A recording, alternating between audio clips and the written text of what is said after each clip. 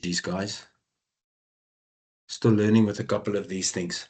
Right, so we have the situation now where, can you actually see the screen, Murray? Can you guys see the right screen, or are you on a different screen now? Can you see the screen of Korach and all the pictures and the smoke and everything? No, Okay, I've got the reading. Yeah, I got the wrong one there. Sorry, guys.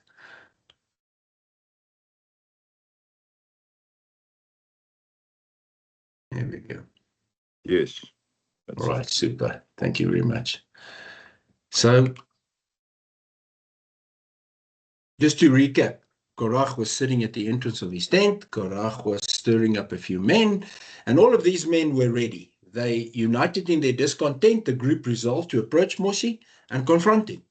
The result was staggering. When Korach approached Moshe and Moshe heard what he said, what did Moshe do? He's done it in the previous parashas as well. He fell on his face. He was such a humble man that he fell on his face. Why would he fall on his face? Because he knew what was coming to these guys. He knew that the rebellion was not in the structured order from God Most High since the beginning of creation. He knew what was in line for them. Fell on his face.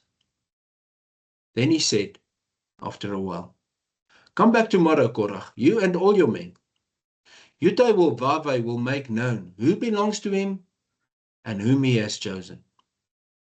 So the question that I want to ask you today is, why was Moshe so confident? What was his secret? And I want to emphasize that you and I, every single one of us, have the same secret. When we walk in that, have you ever carefully thought of Romans 8 verse 28? Hear the words. God causes everything to work together for the good. Okay? God causes everything to work together for the good of those who love him and of those who are called in accordance with his purpose. Moshe had a relationship. Yeah. Yes. Yeah. Exactly this. Moshe knew. He was the one standing at the burning bush, not one of these men. He was the one that Yudai said, "You go to Egypt and you take my people to the promised land." He was the one. So he was confident. That's his secret. He was in the present with the relationship, like Murray said, the intensity of that relationship he had with Yudai. So he knew nothing could deviate him from that. Nothing can take us away from the love of our Father, Yudai Most High. His position had not been attained through ambition. It wasn't an order in a business that he was elevated as he progressed. No, it was a calling from God Most High. Moshe understood that when Yudai appoints, no man can overturn it.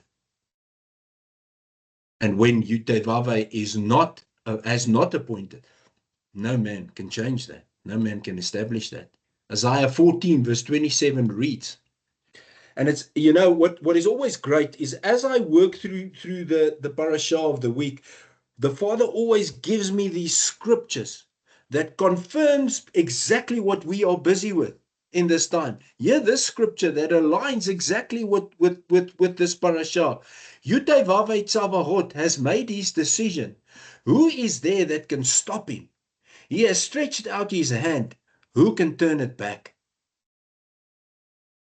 We'll get to it later, but I just want, at this point, I just want to emphasize, Murray, Dean, and everybody later listening to this recording, Lula,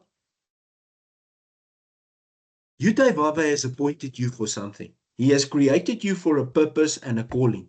All of us. No one can change that. Do you know who can change that? You. By giving up. Then it's to no avail. When we give up, it's to no avail. Do you think for 1 second that Moshe was not miserable in this journey at certain points in time? Of course he was. He was miserable. He thought to himself, I can't carry on with this. Why didn't you choose somebody else for this task? Why me? But yet he continued putting one foot in front of the other. So if you find yourself in a position that you are at a crossroad or you are in a detrimental situation where you don't know what to do, there's one answer.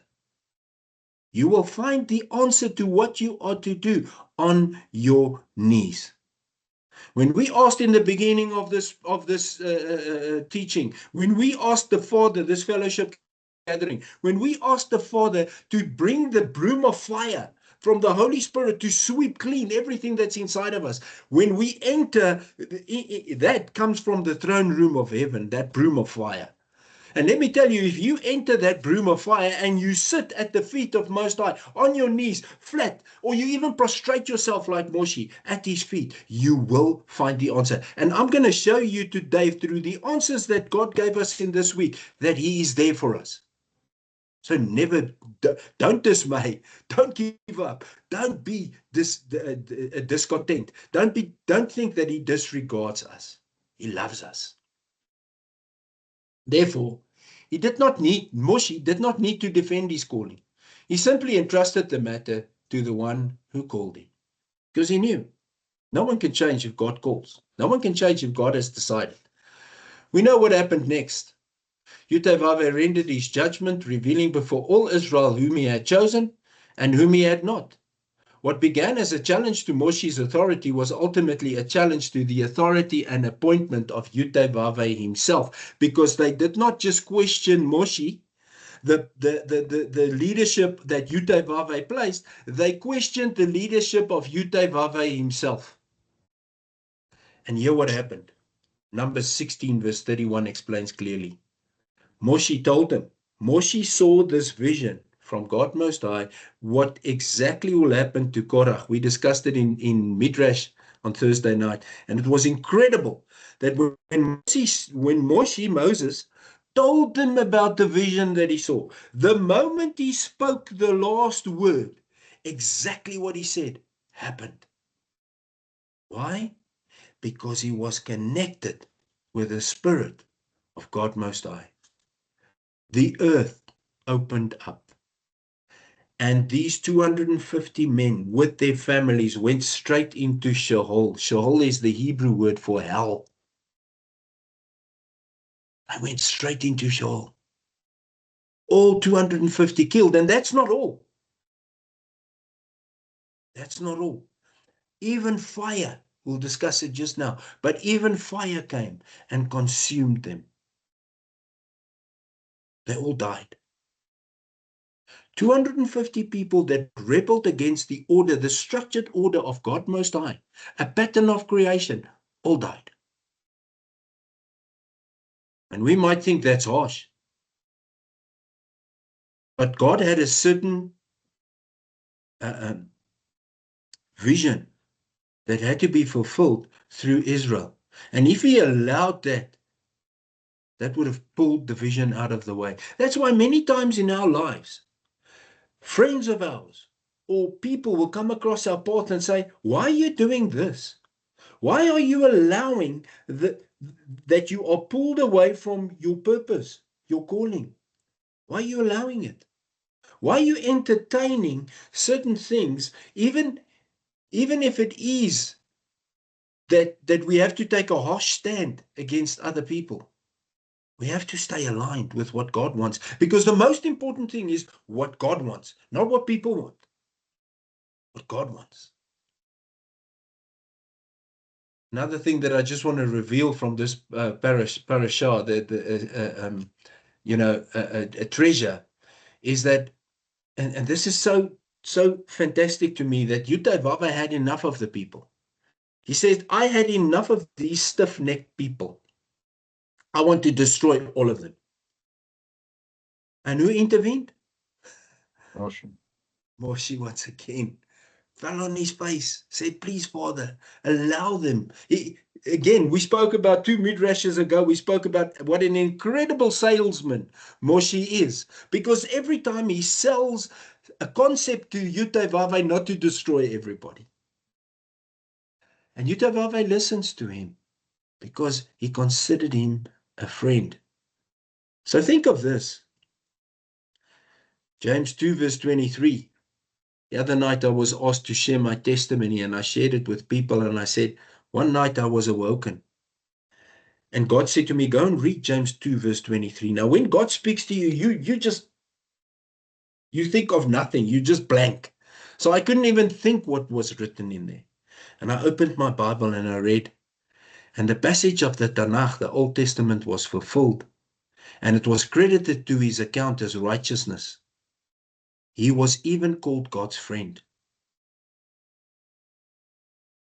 Awestruck. Tears. Emotions. Imagine reading a scripture like that in the middle of the night. Not because I'm special, but he considers everyone who does what is right in the journey that he has prepared as his friend. And as his friend, Yeshua says in John 15 verse 7, it's a thing I repeat as often as I can. I'll repeat it 10 times a day if I have to. If you remain united with me and my words with you, then ask whatever you want. That will happen for you. And Yeshua doesn't just do idle talk. What he says he means. This is why Moshe had the favor of Yutevave and why Yutevave listened to him. But in any case, there were repercussions. So a plague broke out, even though Moshe pleaded. A plague broke out among the people of Israel. And Moshe said to his brother Aaron, who is the high priest in God's structured order, he said, take your fire pan, fill it with coals, and run between the people. Otherwise, too many of them will die. Again, Moshe had the download of this vision from God Most High. And again, Aaron was obedient to what his brother's instruction was because he understood the order of God. And he knew that Moshe was the intercessor for Israel at this point in time, in this season. And he knew that, listen to this man. So he filled his fire pan, he ran amongst the people without even a doubt. He doesn't hesitate for 1 second. He did it in trust-grounded obedience. And because of this deed of Aaron, only 14,700 died. How many? Have you ever imagined how many people is 14,700? An incredible amount of people died because of disobedience to the structure of Yutevave. So there's a couple of core revelations that I would like to highlight in this parasha. That's just an overview of the parasha. There's one thing that we must never forget, where the mouse is now, the blue dot, is the staff of Aaron that budded. And it didn't just bud. Look at that. It also had fruit on it. So we'll cover that just now as we progress. But let's get to the core revelations. The first core revelation that I would like to point out is that humility speaks. Very often in my life, I've been in business meetings and I've been maybe sometimes in a conversation with my wife, my children, my family, greater family, and I will even answer them sometimes before they have finished speaking. And Proverbs warns us that if you speak before someone has finished speaking, it is just stupid to do that. Because it's not a sign of humility. It's a sign of me. I want to convince you what I think. Korach elevated himself. He did not wait on Yutevave or even consulted with Yutevave, nor the authorities appointed by Yutevave. He ignored the pattern of structured order that was set at creation, and he wanted to elevate himself. I've done this in my life, I must tell you. I've done this. Especially in my late 20s and my early 30s, when I was just a man. I did this. And I learned hard lessons through it. Solomon, he knew this pattern of structured order. That's why he wrote in Proverbs 25, verse 6 to 7, don't put yourself forward in the king's presence, or take a place among the great, for it is better to be told, come up here in the presence, than to be degraded in the presence of noblemen. Wait for it. Going to get you awesome scriptures just now on this. Proverbs 27:2 says, let someone else praise you, not your own mouth, a stranger and not your own lips. Maria, I don't know about you, and Lula, Aideen, I think you are a little bit younger than us. I've seen your picture once, but I think you are, I don't know, I don't know how old you are. I'm not going there. But in any case, and to everybody on the recording, how many times in my life did I do something and then I wanted the praise for that? I actually wanted the recognition there and then. And I forgot the phrase that Yeshua said to us while he was walking this earth. Don't worry if you don't get recognition. My Father in heaven knows everything that's going on. He will give you the recognition at the right time. So through age and maturity, I have learned that it doesn't matter who gets the recognition at the end of the day. As long as it's Yute Vave, that's all that matters. I don't care about getting the recognition anymore. And how sad it is that it took me a couple of years before I realized this. I wish I realized it much earlier in my life. Luke 14, verse 11, Yeshua says, for everyone who promotes himself will be humbled, and everyone who humbles himself will be promoted. The secret Moshe knew was this: the humble do not need to elevate themselves. Yutevava is the one who establishes, confirms, and elevates whom he chooses. Korach chose self-promotion. Musi chose humility. Fell on his face. Didn't care what these people thought of him. He fell on his face. The outcome of each reveals the difference between human ambition and divine appointment. This action proved Moshe's submission to the pattern of structured order.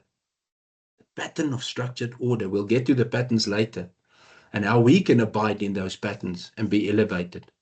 A pattern established at creation by Yutevave. When we Shema, remember the Hebrew word Shema means 5 things. Hear, and they follow in sequence. Hear, listen, obey, react, and understand. How wonderful is that? Hear, listen, obey, react, and understand. When we Shema, his order to his pattern and elevation will come in our calling and purpose. When we Shema, elevation will come.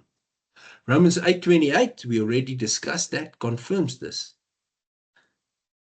And then the patience Moshe proved by standing in the just and trust of his calling is confirmed through scripture.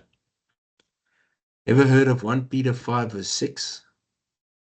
Humble yourselves before Yutevave, and at the right time he may lift you up.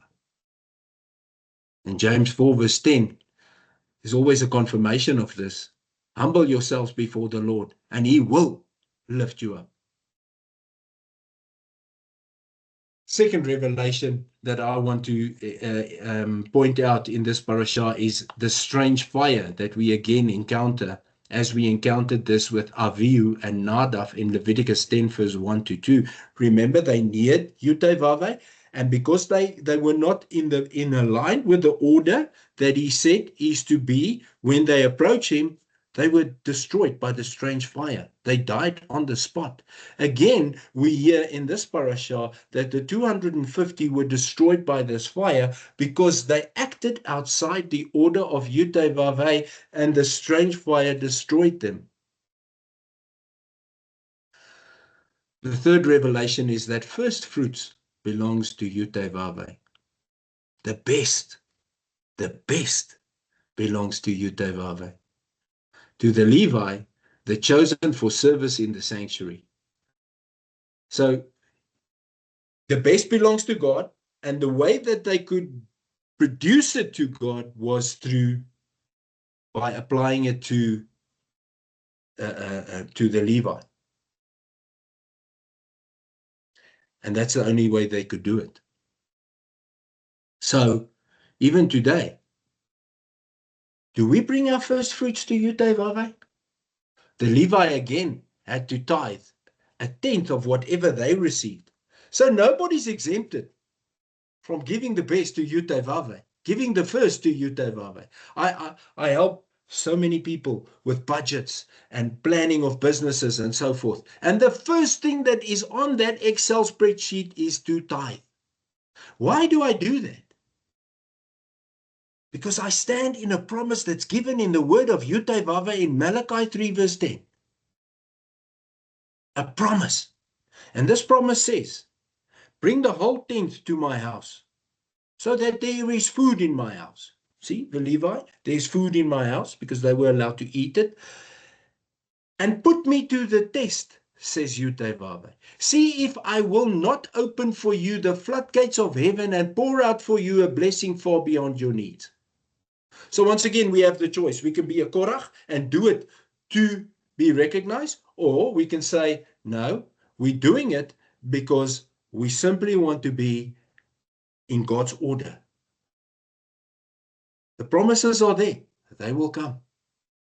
Just as Yeshua is not idle talk, his Father is neither idle talk. If he says it, he will do it. Finish en klaar, like we say in Afrikaans. Finish en klaar. We as people often want our own order.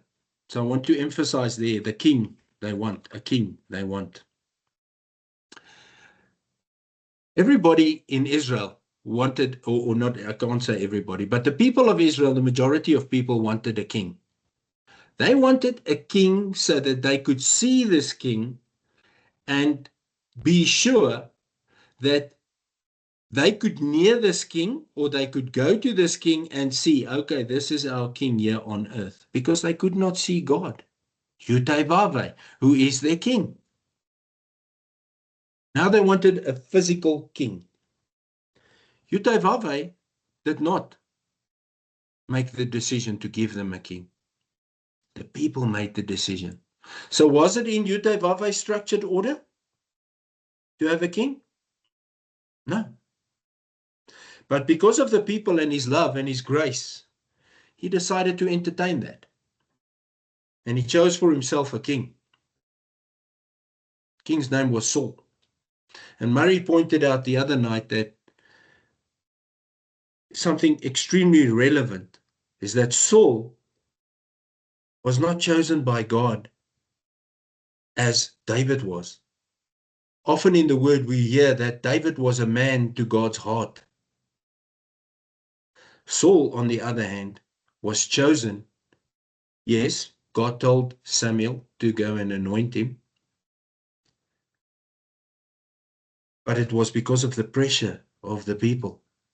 It wasn't that, like David waited 17 years before he actually was elevated onto the throne. Saul took this throne and immediately God was with him and he defeated all his enemies. And unfortunately, he followed the pattern of Korach, and we'll get to those patterns just now. Arrogance became part of his life, and that led to his fall, unfortunately. The last one, very important. Did you know? And I want to give you a statement you can trust that's part of this parasha. Paul writes in Sheol, he writes in 2 Timothy 2 verse 11, he writes, here is a statement we can trust. He explains, we died with Yeshua. When we commit to Yeshua, our old lives died with Yeshua. We were resurrected with Yeshua into a new life. We live with Yeshua through the gift that he has given us, the Holy Spirit, the Ruach HaKodesh.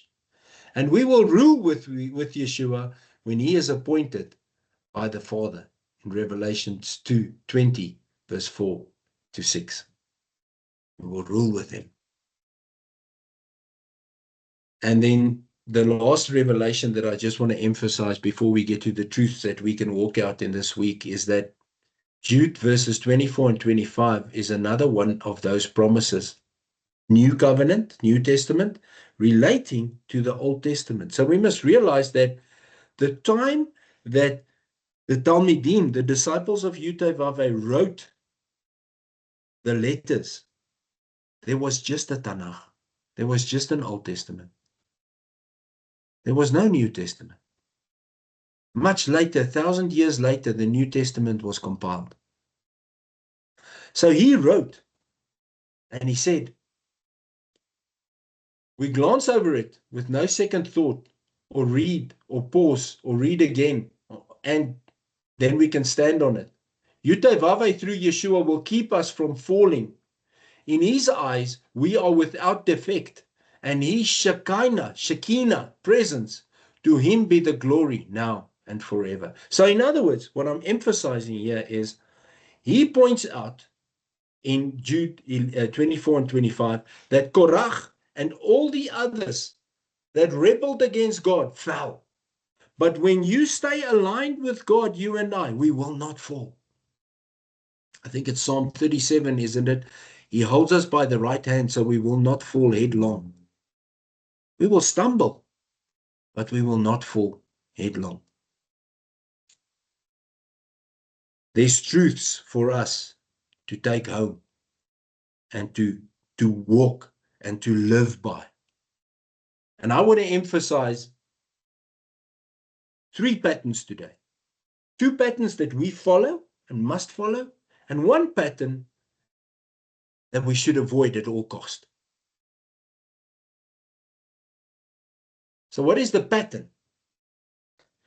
The patterns of creation are roadmaps for us to follow into the ancient path. Those are the patterns of creation. And this is not one that Yeshua explained leads. This is the one that Yeshua explained leads to the narrow gate. So in other words, there's all these patterns in creation, and it's like rivers. Where do all rivers flow ultimately? They flow into each other and they flow into the sea. The patterns of creation is the same as this geography revelation. Rivers of patterns flow into the ancient path, and the ancient path is the one that takes us to the narrow gate to pass through when we leave this world one day. Not many find it, Yeshua says. Yeshua walked this path. He led the way and left the evidence, clear footprints for us to follow. So the first pattern that I want to emphasize is the pattern of structured order. I'll just highlight it there, the pattern of structured order. Okay, let's just give a history of the pattern of structured order. Are we to act like Korach and his rebels, or are we to wait upon Yutevave? Jude 11 is written, woe to them, in that they have walked the road of Cain, and they have given themselves over to money, to the error of Biliam. We'll get to Biliam in 2 weeks' time.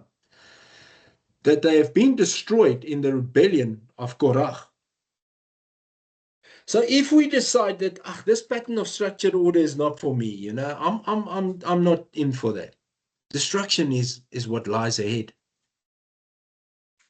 There's a purpose and a calling spoken over every one of us at the time we were woven together in our mother's womb. In fact, the Creator says we are always on his mind. Always on his mind. How unbelievable is that? That you and I are always on his mind. I think he has quite a few tasks in a day. I think his to-do list is fairly long, but yet we are always on his mind. He thinks of us, our purpose and the calling all the time. I want to emphasize Jeremiah 29:11. There's clear evidence of this. The Hebrew word for those plans that the Father says he has for us in Jeremiah 29:11. I know the plans I have for you, plans of well-being and not for bad things, so that you can have hope and a future. Now in Hebrew, those plans is the word machshavot. And machshavot actually are more than passing thoughts. They are thoughts that are being developed into plans and intentions. They represent the inner counsel of the heart that eventually shapes actions. It defines as always on my mind. That's machshavot, always on my mind, not just plans, always on my mind, every thought I have, continuously and constantly. The verse in Hebrew is machshavot shalom. It reads that not plans, but I have for you, what I have for you is machshavot shalom. In other words, you're always on my mind, so that I want to bring shalom into your life. And shalom into your life is the plans and thoughts, actions you, my child, were and are always on my mind for developing and transforming you into the person I meant for you to be. Murray, Dean, Luchelle, Leon. That's what he wants us to be. Now, let's never forget, I always emphasize this, shalom means 11 things. So if he says the thoughts on his mind, we're always on his mind for shalom. He means this, 11 things. Peace, tranquility, safety, well-being, welfare, success, health, comfort, contentment, wholeness, and integrity. We'll put these 11 things on the group after this session so that we can stick this on our fridge again, like the weapons. Stick this on our fridge. Then this continues, because mostly we stop at Jeremiah 29:11. But something very important happens in the structured order after Jeremiah 29:11. He gives us the steps to ensure that we walk in the pattern of the structured order, that we stay in the pattern, that we follow that pattern of the structured order. And he says, when you call to me, in verse 12, I will answer you. So he has the thoughts, continuous thoughts for us. When you call to me, I will answer you. I will listen to you. When you seek me, you will find me, provided you seek for me wholeheartedly. And then verse 14a says, and you can imagine the words coming out of the mouth of Yutevave to Jeremiah, and I will let you find me. So he says, I know the plans I have for you. It's structured order. I want you to call me. I will answer you. I will listen to you, to help you in this order. You will, if you seek me, you will find me, provided you seek for me wholeheartedly, and I will align you in this structured order. In Revelation 5, verse 9 to 10, this is confirmed. When you and I accept Yeshua, Yeshua singled us out, and we are chosen as a priesthood, a Kohanim in Hebrew, set apart for him to be made into a kingdom to rule. Priests set apart to serve him in all we do, co-heirs of the rulership of the earth. So let's recap on this pattern. Pattern is just three things. The first pattern of structured order. Choose, and choose correctly. Secondly, walk in the path of righteousness. And thirdly, trust his guidance. And isn't Moshe the perfect example of that? As he acted in this parasha, he chose humility because he knew. He walked in righteousness. He waited to be elevated by Yud-Teh-Vaveh. And he trusted the guidance of Yud-Teh-Vaveh. And as unbelievable as it may sound, there's also a pattern of this parasha's name, Korach. Now, Korach consists of 3 Hebrew letters. I'll show them to you. They consist of a Kof. That's the first one. Remember, in Hebrew, we read from right to left. So that's a Kof. That's a Resh, Ko, R, and Chet. Korach is the word that's written there. Korach. Now, in Korach, there's 2 paths. The one path leads to death and destruction. Korach decided to follow this path. Saul chose to follow this path. Because Yud-Teh-Vaveh made him a renowned ruler. Yet, he thought he owned the credit. And we know what's written in Psalms, in Proverbs 3, verse 5 to 6. Beautiful scripture. Trust in Yud-Teh-Vaveh with all of your heart, and do not trust on yourself or your own thoughts and plans. Know him in everything you do, and he will level your paths. Psalm 127, verse 1. Unless Yud-Teh-Vaveh builds the house, the builders will build in vain. And the third one, Zechariah 4, verse 6. Yud-Teh-Vaveh says, not by force, not by might, but by my spirit. So in other words, the pattern of Korach that we need to follow is aligned with these scriptures. Because if we follow the correct pattern and not the Saul and Korach pattern, this pattern will lead us to the ancient path again, the same as the pattern of structured order. And ultimately, we will reach the narrow gate when we follow this pattern and walk in the ancient path as Yeshua did. Because it's the path of humility, trust, submission, and trust-grounded obedience. It is the path walked by Moshe, by Aaron, and ultimately perfectly walked by Yeshua.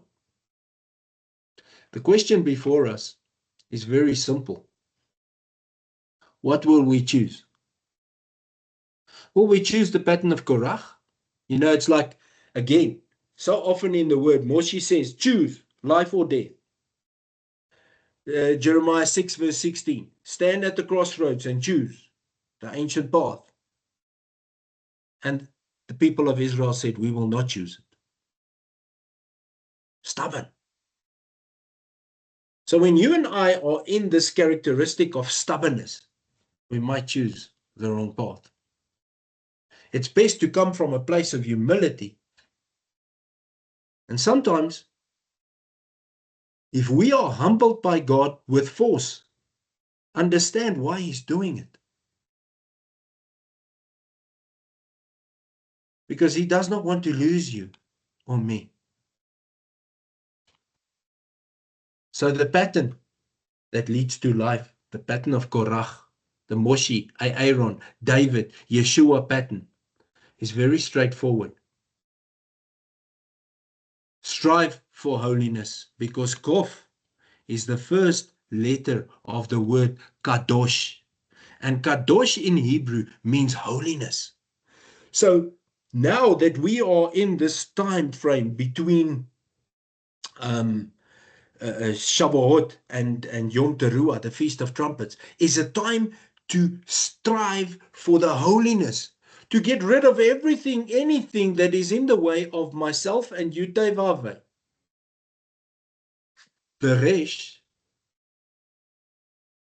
walk boldly in authority. And we can only walk boldly in authority if we are in the place of Moshe. if we are aligned with God's will and His purpose for our life. And the Chet is a doorway. You see a doorway there? It's a doorway into the promises. The other doorway leads to 40 years and to death and destruction if you choose the wrong path. But this doorway leads to the promises. So let's conclude. We have responsibilities, and Yutevava's reward through the grace and truth of Yeshua. 5 things. And these 2 patterns give us these 5 things to walk by. When we choose to walk in the path of righteousness, we will find Him. When we trust His guidance, we will have a life in shalom. Actually, a life of shalom, even better. If we strive for holiness, He will purify us. John 1 verse 9. If we acknowledge our sins, repent, then, since He is faithful and trustworthy, He will forgive them and purify us from all wrongdoing. The 4th one, act with authority and maturity. And I want to emphasize, we can only act with authority and maturity if we are certain of ourselves. And you and I cannot be certain of ourselves if we walk alone. If we listen to the voice of the Ruach inside of us and allow the broom of fire to sweep everything away, we can act with authority and maturity. And you know what happens then to us? We receive increased responsibilities. Like Moshe. Yeshua says in John 14, verse 12 to 14, anyone who trusts in me can also do the works I do. Indeed, greater ones, because I'm going to the Father. In fact, whatever you ask in my name, I will do, so that the Father may be glorified in the Son. And he finishes off with verse 14, and he says, if you ask me for something in my name, I will do it. Because the responsibilities that will be allowed to us increases when we act with authority and maturity from the Spirit within us. And then lastly, something that happens automatically. I want to emphasize this last one is not our commitment, and it's not a responsibility. It's something that happens automatically. We enter the promises. And as we enter the promises, on this journey, more and more promises will be released. And by this, I don't mean money. I don't mean wealth. I mean to feel the presence of Yutevave and to have this intimacy with Him. I wish I could have the intimacy, and I don't think at all that I have enough intimacy. I want more intimacy every day as I walk. But I wish I could have the intimacy that I have now, 30 years ago. I'm now 60. I wish I had this intimacy at the age of 30. Imagine what we could have done, what I could have done in His order. But yet 60 is not too late. Never. Because at the age of 85, Caleb slaughtered the giants. So I'm still a spring chicken at 60. Yep. Thank you for joining us. What was dead blossomed. We must never forget that.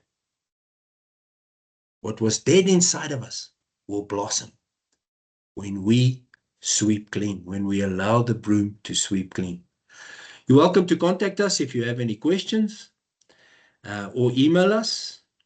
And please do follow the Back to the Roots community. I know, Marie, you guys and Adine are following it.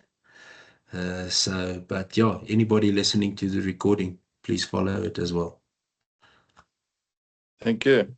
It was super having you guys on board. Let's finish with a prayer. Father, I pray that you will bless us by enlarging our territory in all spheres. May your hand be with us and keep us from harm so that it will not cause us pain.